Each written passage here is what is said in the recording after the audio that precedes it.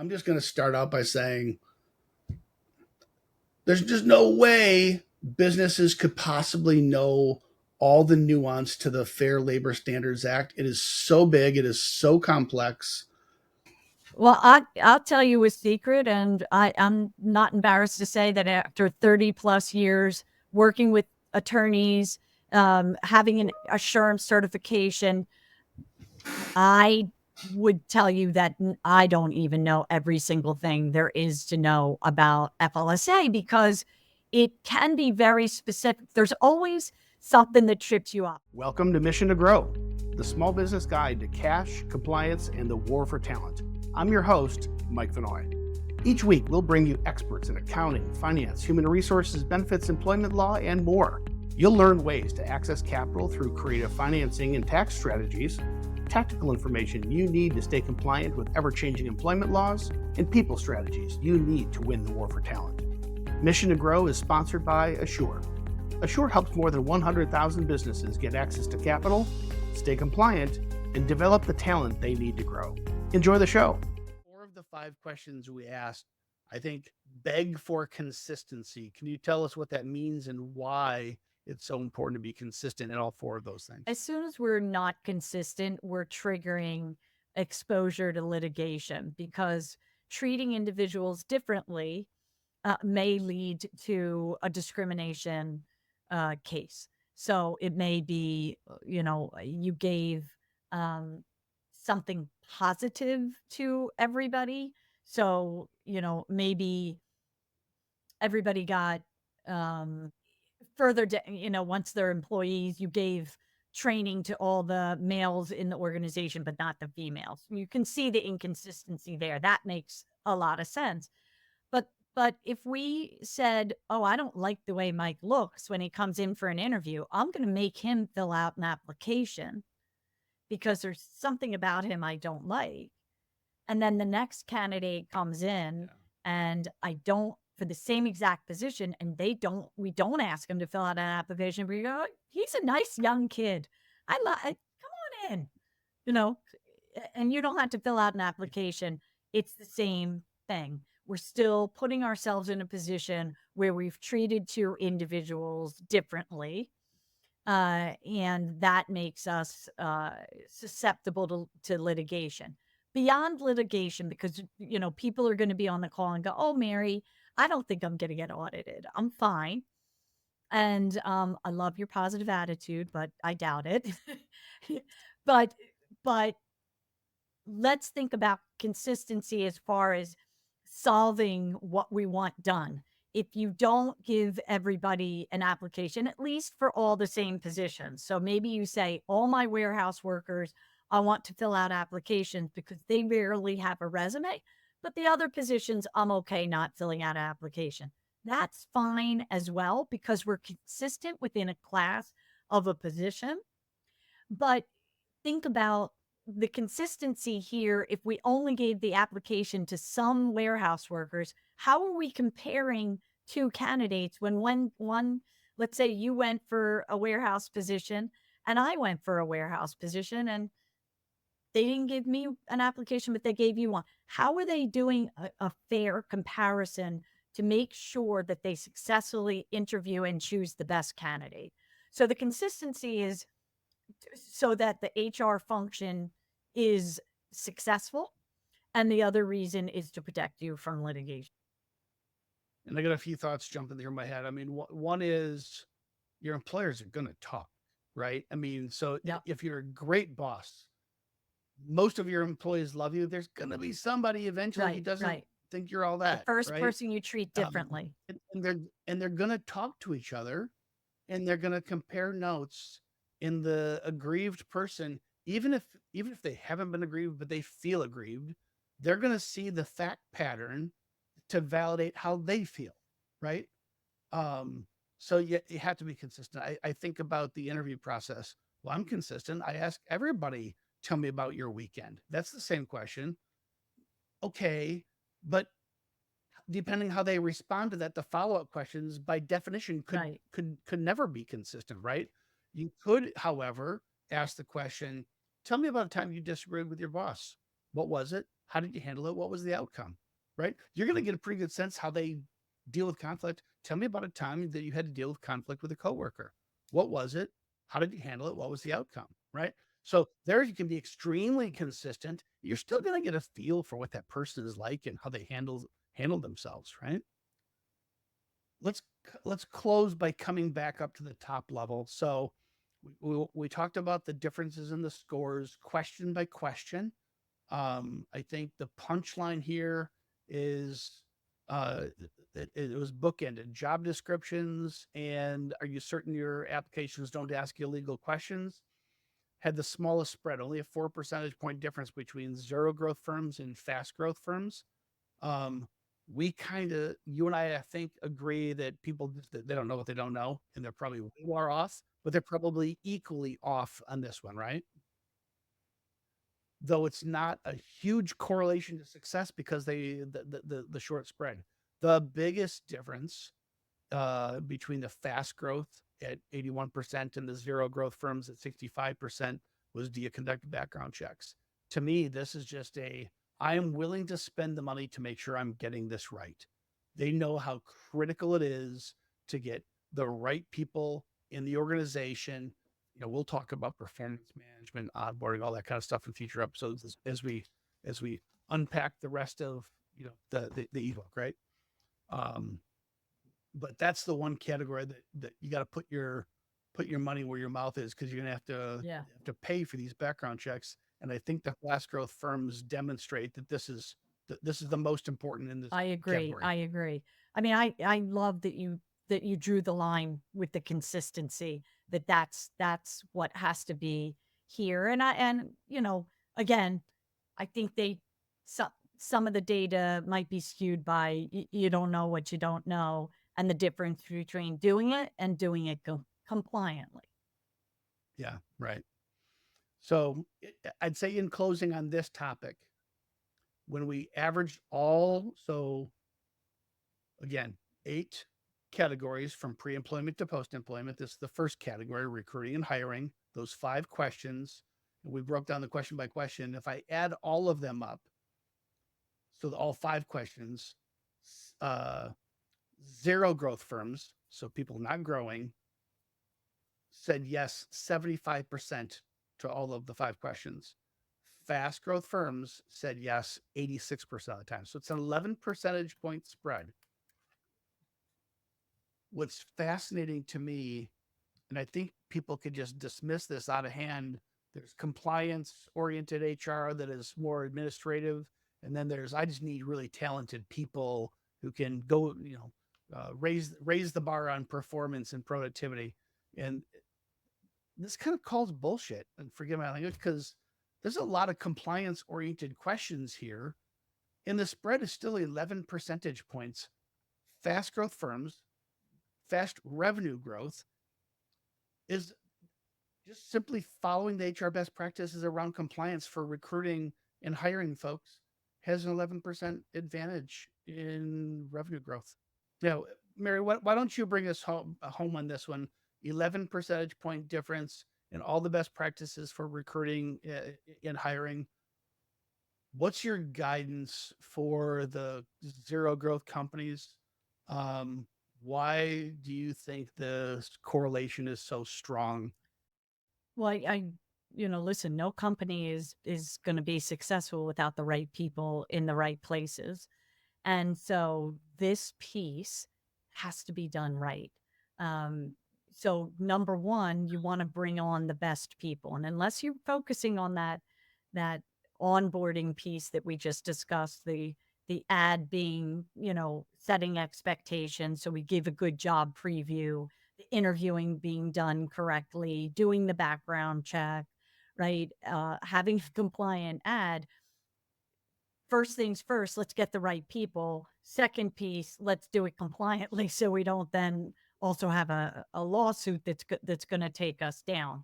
So the small growth organizations need to, I think, you just want to double down on the HR and not only do it, but ensure that you're doing it compliantly and solving to the result that you want. What's the result that I want? We all want the best people to help us be successful and make the organization a fast growing company.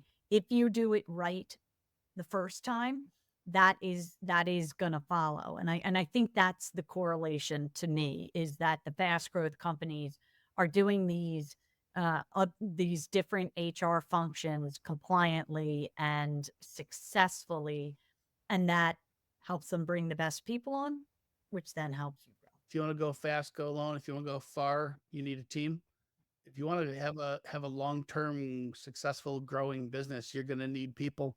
And finding people in this war for talent is harder than it's ever been, and it's not going to get easier if you don't make recruiting and hiring a priority. You're going to have strong headwinds in your growth. So Yeah. this is something you just got to get right. I think exactly what you said. I think it's not enough. Google does not work anymore. I think you need some assistance to get this right, and in the end, it definitely pays off. I'm just going to start out by saying there's just no way businesses could possibly know all the nuance to the Fair Labor Standards Act. It is so big, it is so complex. We asked the question, are you certain you are compliant with wage and hour requirements according to the FLSA? 84% of zero growth firms said yes. 92% of fast growth firms said yes.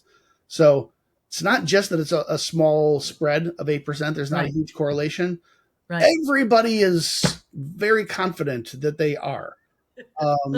What say you, Mary Simmons?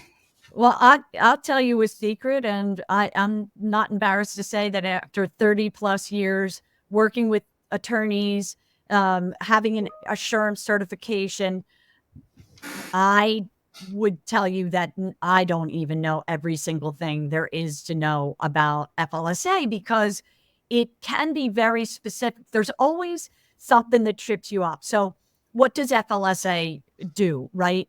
The name kind of tells you, Fair Labor Standards Act. What they were trying to do is set a standard. So what don't they do? They don't tell you that you have to take vacation, that you have to give vacation. So they don't go that route. What they say is how you pay your employees. That's why it's named wage and hour, right? That's kind of the layman term for it. So how do you pay your employees? What breaks do they have to have? Now, don't forget, you're going to have state and then local law layered on top of FLSA. Your employees get the best of those laws. So in our states, and listen, it's not, everybody just thinks it's New York on one coast and California on the other coast, and every other area is, fine and there's no laws. Not true. Massachusetts, Colorado, Hawaii, their Department of Labor's and many other states, Washington State, will have other laws that govern how we pay our employees. The overtime, right? So a couple of states, it's not just California, have a nuance to the overtime. Travel pay, right? And a lot of employers go, what? And I'm like, well, if you have an employee go to a client or travel to another one of your stores or, restaurants, etc., what happens then? What happens if they have to fly someplace? How do you pay them? There are so many nuances here that I challenge the affirmative. I like the energy and I like the positivity, but I will challenge, because as an HR professional, this is quicksand. And I study this. I probably read an article. I read an article every day on HR, but wage and hour at least twice a week will be the topic. Yeah. It's a lot to it. Is it safe to say that most small business leaders, owners, or managers, when they think wage and hour, they think minimum wage, they think overtime, they think I'd say so. Maybe they think travel pay, and do I have to pay breaks? It probably doesn't go a lot deeper than that. Yeah. Yeah.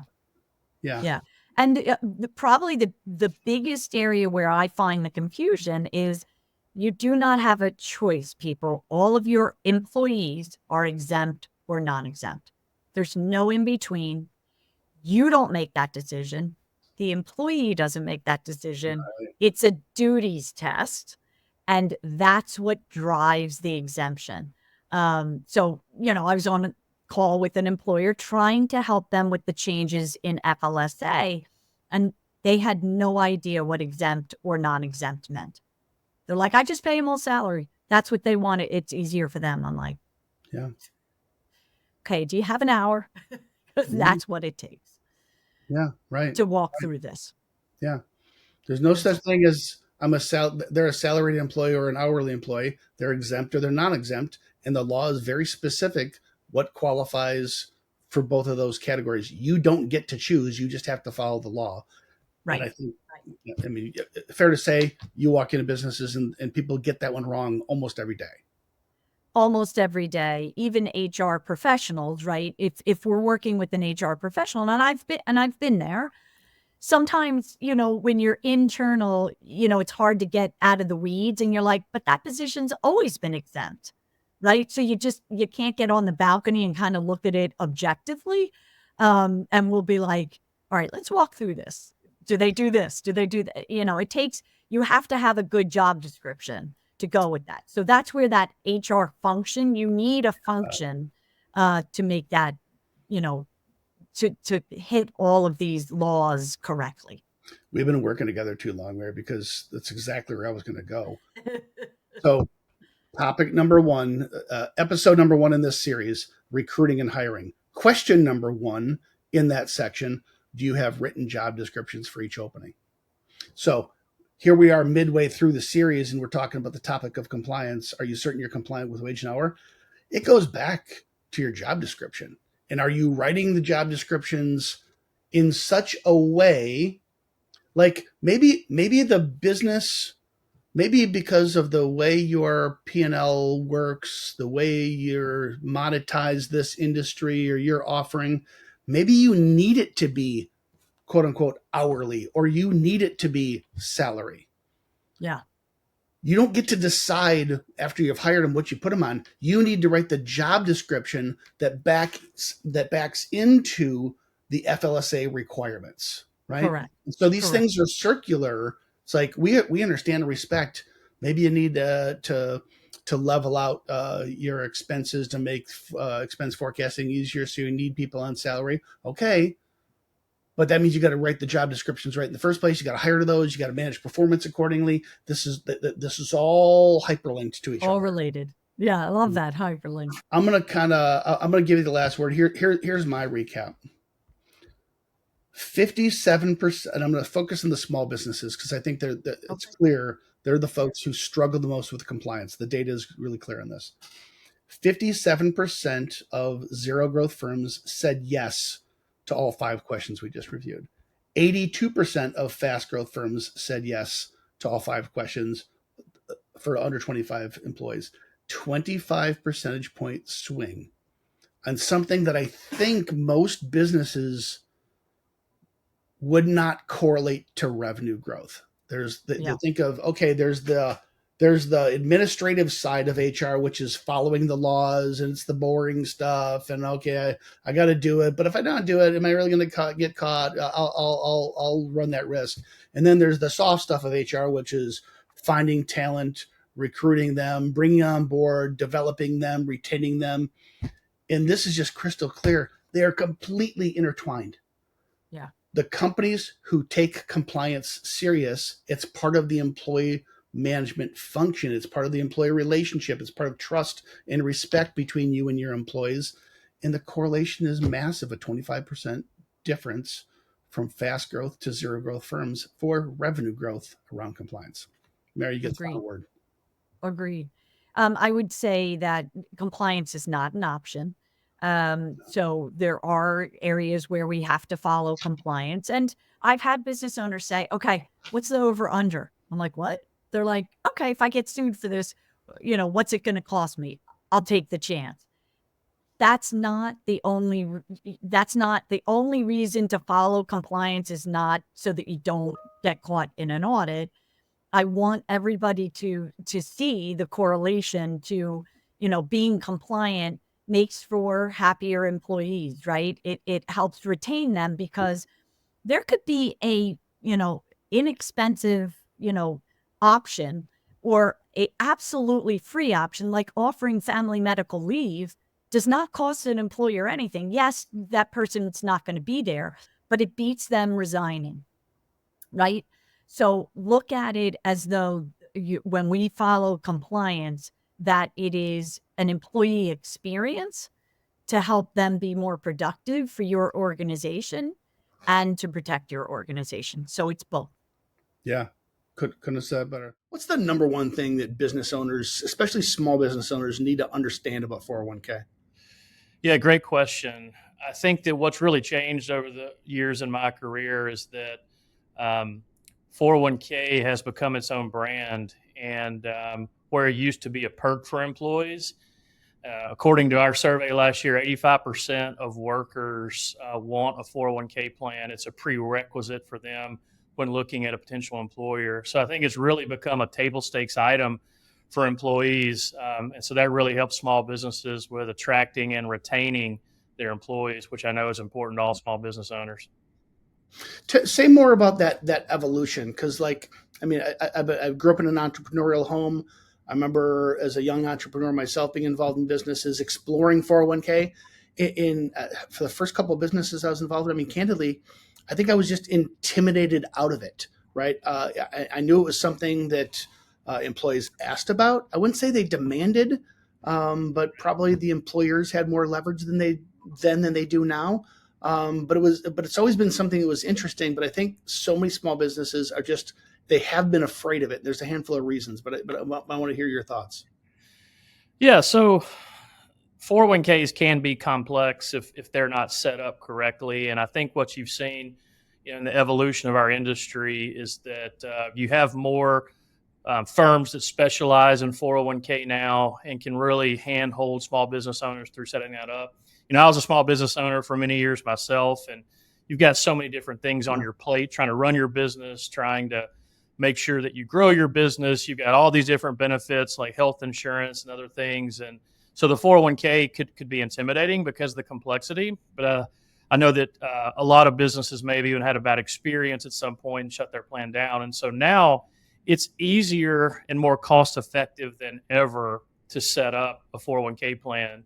And a lot of the legislation has made it more manageable, and service providers out there have made it more of a turnkey solution where it's easy for an SMB to say, hey, okay, I want to start this plan, and make that a really simple process. So it's a combination of evolving legislation in the industry, just trying to make it as easy as possible for small business owners. Richard, without getting too wonky, what specific legislation changed to make this thing more accessible to small businesses? Yeah, you really saw a trend starting back in 2001. There was a big tax plan that raised the amounts that employees could contribute. You saw the Pension Protection Act in 2006, and then recently you've seen the Secure Act and Secure 2.0. And what those acts really did was make it more cost effective for small business owners to start plans and look at certain things like automatic enrollment, which we can talk about in more detail, and how do you get employees who may be intimidated by the enrollment process. I'm in the 401k business, and one of the last things I want to do at night is go home and make decisions about my retirement savings and retirement readiness. And so a lot of people in our industry have adopted automatic enrollment programs. When I say people, I mean small business owners, financial advisors, payroll companies.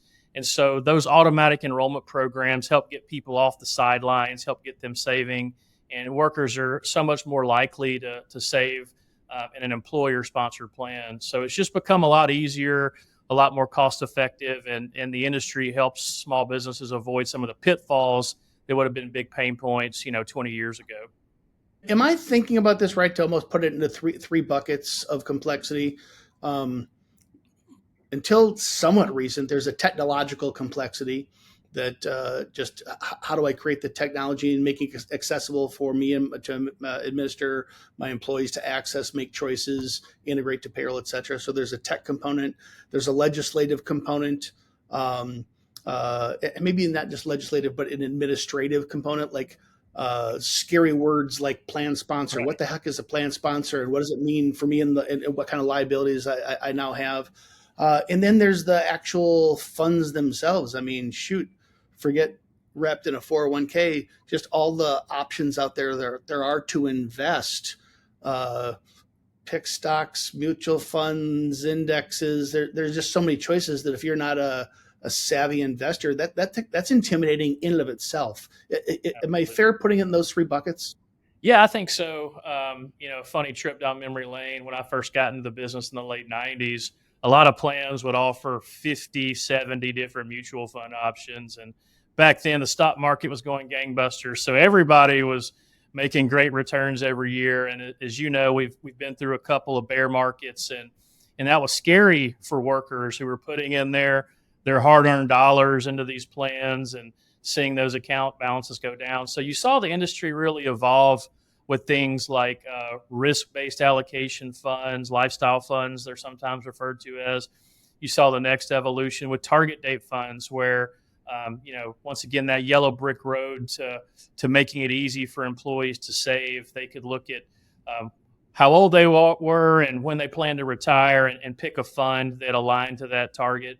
And what you're seeing now is the evolution of managed accounts where employees can, once again, look at their time horizon for when they want to retire, and then they can look at their risk tolerance, and they don't have to get into the minutia of picking different funds and their classes and things like that. So it really becomes more of a decision around how much do I need to be saving to be successful, and less about the investments and what they need to be choosing there.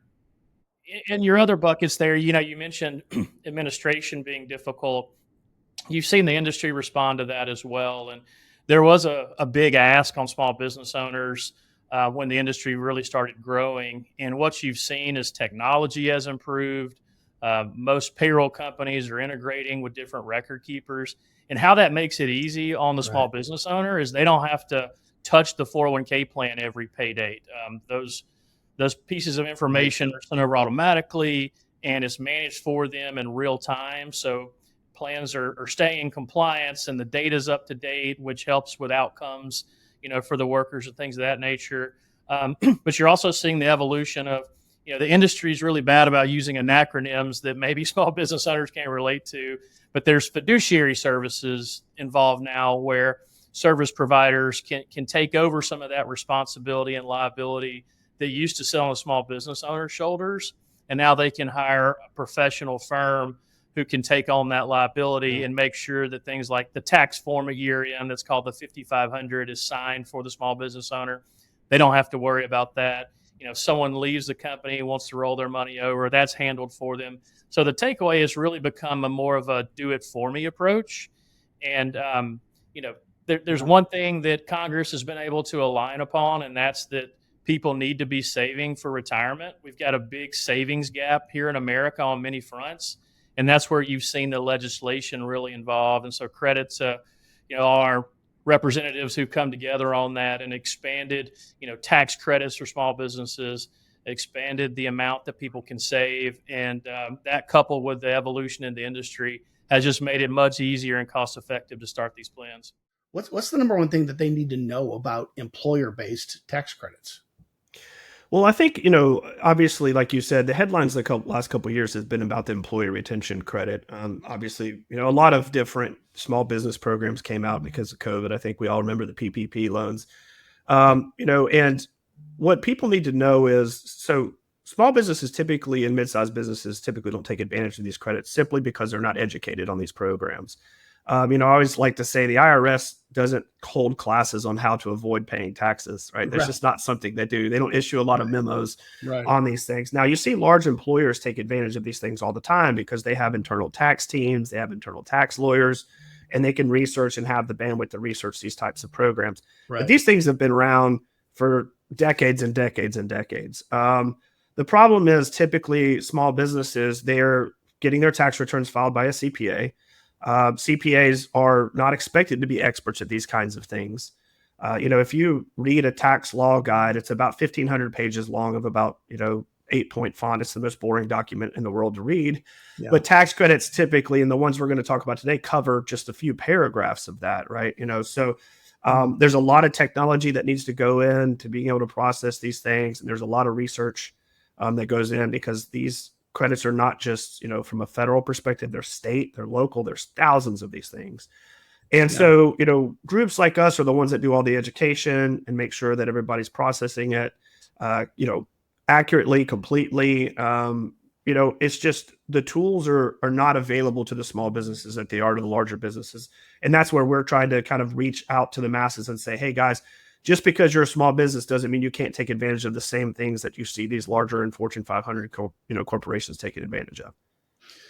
Shannon, let's maybe just kind of get definitional here. So what exactly is an employer tax credit? So it can vary depending on the type of tax credits. They're typically an income tax reduction. So what it is, if you have an income tax liability from a federal government or state governments at the end of the year, these types of incentive programs will reduce the amount of taxes you owe to the federal or state government in an income tax situation. There are other types of credits. Some can be applied to payroll taxes, but majority of the credits that we're going to talk about, especially cover today, are income tax based. Okay. So whereas ERTC, that was a payroll tax deduction. And so most of the time here, we're talking about coming right off of your income tax. Does it matter sole proprietor, S Corp, C Corp? How does that play in? In most cases, it doesn't matter. It just matters how they're applied. So in a situation like a sub S or an LLC, the tax credits will flow through to the individuals just like any tax liability does when you get your Right. K1s at the end of the year. Where in a C Corp, it's going to flow to the company. So the company is actually going to get the advantage of the income tax reduction. Yeah. And I will just point out the difference in the employee retention credit and why they made it a payroll tax credit was because obviously during COVID, when a lot of the businesses had to shut down, there was no revenues coming in. So what you had at the end of 2021 and 2020 was a lot of businesses didn't owe income taxes because of the lack of revenue. So they had to find an alternative way to let employers take advantage of that without with the understanding that a lot of these companies were not going to be in a profitable situation. Well, and when the CARES Act passed end of March of 2020, I mean, we didn't know that the sky was falling. We didn't know, was this going to be the 2-week temporary shutdown to bend the curve, or was, nobody probably knew it was going to be a 2-year thing like it ended up being. They literally were just erring on the side of caution and putting cash in employers' hands to keep people employed and keep them getting a paycheck just so society wouldn't collapse, right? Really a different scenario than what we're talking about, the traditional employer-based tax credit. So maybe before we get in, so I jumped ahead perhaps a bit, but so it doesn't matter LLC, S Corp, or if you're a C Corp. In any case, these generally fall to an income tax deduction or reduction, I should say. Are there other types of credit? What are the types of criteria to be able to get these types of credits? So there's multiple types of criteria. Let's just cover a few here. The income tax base, yes, it is a reduction on your future income taxes, but there are credits out there from the federal government that you could go back 3 years and amend a return and actually get a cash refund on. But you would have to amend a return to do that. So there are some what we call refundable incentives out there. Now, in order to take advantage of these credits, typically, obviously, you need a tax liability, right? Yeah. If you're not paying taxes, you probably don't need to use tax credits or incentives. But these are typically based on either where your business is located geographically or the demographics of the types of individuals you're hiring typically on a daily basis. Where we're seeing a higher qualification rate is typically people who are hiring with high turnover rates, because a lot of these incentives are based on hiring, types of individuals from certain demographic groups. They're trying to pump up, categories like veterans, disabled veterans, felons, people who are receiving, food stamps, welfare, because these typically, what they've seen the Department of Labor and their research and wisdom have said, the groups are having a higher barrier to employment for whatever reason. Yeah. So they're trying to encourage employers to hire from these groups, giving them a fair chance and saying, if you do that, we'll incentivize you with these types of income tax reductions. What are some of the big tax credits available to small businesses? Yes, I think one of the biggest ones specifically that happened with COVID, the pandemic, one of the biggest credit I think that most small businesses are aware of, or even if you are a large business, is ERTC. Yeah. And it probably gives you the feeling of, oh, I've heard enough of this. It's been that credit that I've heard a lot about. But ideally, this credit that you could use is it's very specific for small business. It was to give the small business the opportunity to make sure that they were on float, to be able to still have a business during the pandemic. And then once the pandemic technically is over, that you can technically still be able to have those funds to be able to pay your employees, to be Yeah. able to run your business. And so that is one of the credits that still exists that small businesses can use. There is a lot of discussion with bills being passed and timeframes on when you can submit your 941X to correct and show those times where employees met the specific thresholds in order to meet specific wages and so forth, and how many employees you have. But I don't want to go too much into that information, but I think that credit still exists for small businesses, and you can't, and it's as simple as submitting a 941X, like you said, and that 941X is going to reduce your the liability in order for you to get a very large credit from the IRS. Now, the time is almost coming up for the IRS for you to submit that to the IRS. But there's specific tax periods coming from 2020 that you can still amend today. Yeah, I mean, I'll just take a second and kind of recap because so it's the ERTC, Employee Retention Tax Credit, that rewards small businesses for retaining employees. And this is a retroactive. So the way the law is written today, you have till April 15th to apply for tax credits going all the way back to 2020, the first year of the pandemic. You have till April 15th of 2025 for 2021 retroactively. All that said, there are qualification criteria. This isn't just a gift that everybody gets. I encourage you to hop on Assure's website, fill out a form, talk to somebody who can take you through all the details to help you determine whether you do or don't qualify. There's a bill that passed the House of Representatives end of January. It's House Resolution HR 7024. I know that because I Google it and look for status of it every day.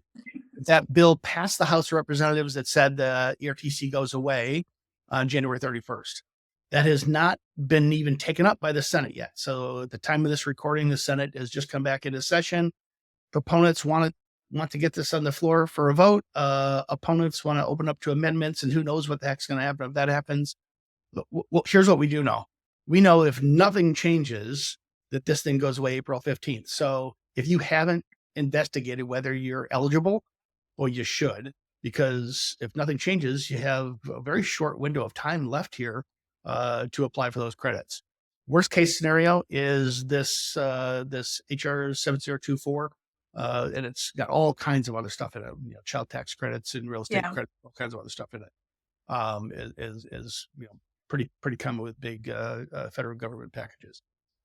So who knows what's going to happen? Worst case scenario, this is going to retro effectively end January 31st, but it's not going to cost anything. There's no penalty. There's nothing wrong with submitting your application. So if you haven't done it, I would just encourage everybody to. The punchline is this: it could be. I think most people don't get qualified for quite this much, but it could be as much as $26,000 per employee. Right, So right. it's potentially big money. Find out if you qualify. If you haven't, but by all means, let Assure or somebody else that you trust get an application. But let's move on from ERTC. So what are some of the other tax credits that employers need to know about? Yeah, there's many credits. I will tell you that this is where I think the IRS also becomes your best friend for providing you your expectations of what credits that small business owners can apply for. And they actually release a very specific document on irs.gov that provides a list of all the credits that small business, like, so if you go to IRS, oh yeah, so if you go to IRS.gov and you literally just put in their search engine small business credits, they're going to list out. There's probably over 50 credits that that could be based on specific requirements of your business, what type of employees you are, what kind of business you are, that you can apply for. I would highly encourage that you use that as a resource because every year around the December timeframe, they will provide you upcoming credits that you can apply for. And they only not only do they provide you a list of that, but they provide you a link to how you can apply for them. So that is really important that That's real you good advice. And I think people would be amazed how readable the IRS website is. yeah. They really go out of their way to try to make this easy to understand and put out here's all the tax credits available to you. Yeah, I would put a reminder on your calendar if I'm a small business owner and I want to make sure that I know exactly what I can be able to provide to my business, is to make sure to put a reminder on your calendar to state I need to review irs.gov around December timeframe to review exactly what credits I can apply for, because there's so many. And you could be a small business that has employees in this type of industry versus I have this many less employees, or I have less than 50 employees. There's so many that you can apply for. That's it for this episode of Mission to Grow. Thanks for joining us today. For show notes and more episodes, visit us at missiontogrow.com. If you found this content valuable, I invite you to share it with a friend and subscribe to the show. If you really want to help, I'd love it if you left a 5-star review on Apple Podcasts, YouTube, or wherever you listen. Mission to Grow is sponsored by Assure. Assure helps more than 100,000 businesses get access to capital, stay compliant, and develop the talent they need to grow. To learn more about how Assure can help your business grow, visit assuresoftware.com. Until next time.